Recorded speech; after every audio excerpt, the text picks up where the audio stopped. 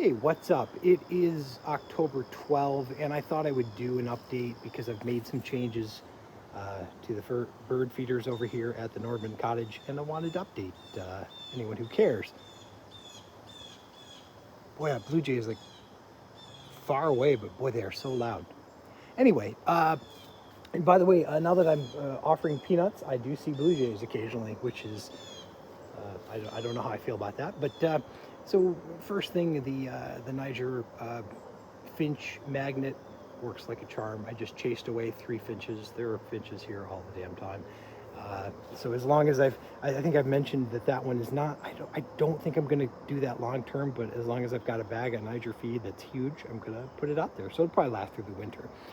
This little planet with sunflower hearts that is for, as I've explained before, the clinger birds who will fly up and kind of latch on here and stick their head in and grab a seed and fly off. That's what the black-capped chickadees do, and I just saw one doing a couple runs a few minutes ago, so there's probably a chickadee in the tree somewhere watching me right now, waiting for me to leave. Although if I stood back, it wouldn't surprise me if they came over. You know, they're not terribly afraid of me. My suet feeder here, this is my upside down suet feeder. I've got another one that I may bring out in the winter if I need more than one, but this does the trick, and I kind of enjoy watching the woodpeckers upside down on it. It's mostly for woodpeckers.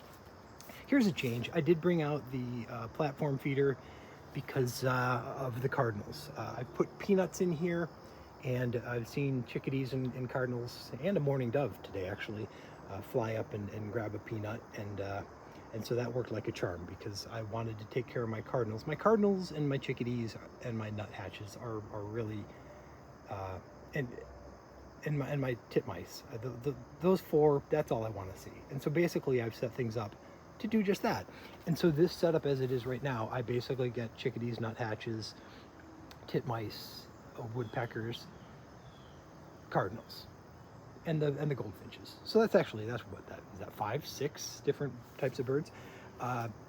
Occasionally a blue jay will come up, and they'll usually perch up here and just kind of scream and scare everybody away. I had one yesterday try and land here, but he hit this instead, which is kind of why I have it. It's there to keep the seed dry, ostensibly protect the little birdies, and also keep the bigger birds like the blue jays from getting in there. So in that respect, it worked like a charm. Now I want to walk around the corner here because I've added a few more feeders, and here's why. I have additional feeders and I have additional seed, but they attract birds that I'm not super keen on attracting. But I don't want to waste the seed, and it occurred to me, so now we're out front of the house, that, you know, from the window, or I mean the front door window, or from, you know, the carport where I often just sit when it's warmer and just kind of take it all in.